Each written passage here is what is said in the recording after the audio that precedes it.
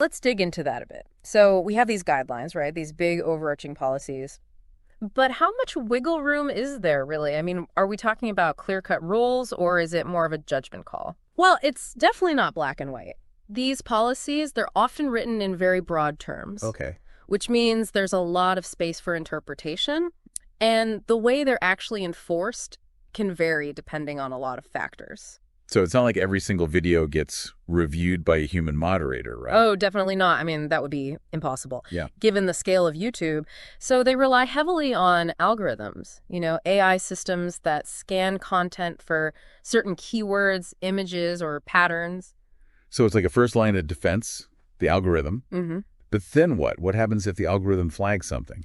Right, so then you might have human moderators stepping in Okay. to make a more nuanced judgment call. But even then, there's still a lot of subjectivity involved. So what you're saying is, even with human moderators, there's no guarantee of consistency. Exactly. What might seem offensive to one moderator might not seem offensive to another. Right. I mean, we all come from different backgrounds, different cultures, have different sensitivities. And that makes it so much more complicated. It does, and I think it's important for users to understand that. There's no magic formula here. It's not a perfect system. Right, and that's why we see these controversies popping up all the time. People complaining that their videos got taken down unfairly or that YouTube isn't doing enough to remove harmful content. Yeah, and those are valid concerns, and it speaks to the challenges of content moderation on this scale. Okay, so we've got algorithms, human moderators, these broad guidelines, lots of gray areas. It's messy, it's complicated.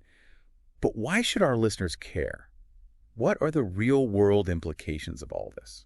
Well, I think the biggest one is the potential for bias. Bias. Yeah, both conscious and unconscious bias. I mean, if you have human moderators making these subjective judgments, their own personal views, their experiences, those are inevitably going to influence their decisions. So you're saying there's a chance that certain voices, certain perspectives, might be systematically silenced, even if they haven't actually violated any rules. That's right.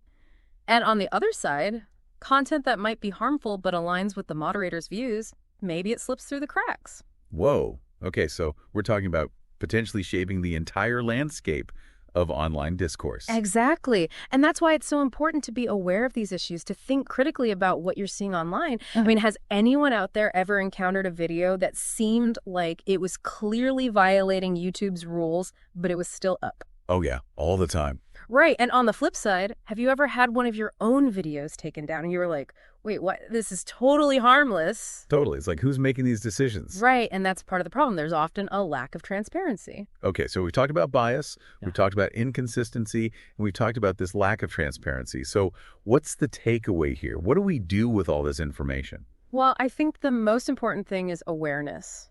Understand that this system is imperfect, it's complex, and it's constantly evolving. Don't just passively consume content online, but be critical. Think for yourself. Question everything. Exactly. Question everything. Question the algorithms, question the moderators, question the guidelines themselves. And question your own assumptions about what is and isn't acceptable online. Absolutely, because those definitions are constantly shifting and they're different for everyone. So to wrap things up, it sounds like YouTube content moderation is this ongoing balancing act, trying to protect users while also allowing for free expression, all while dealing with an insane amount of content.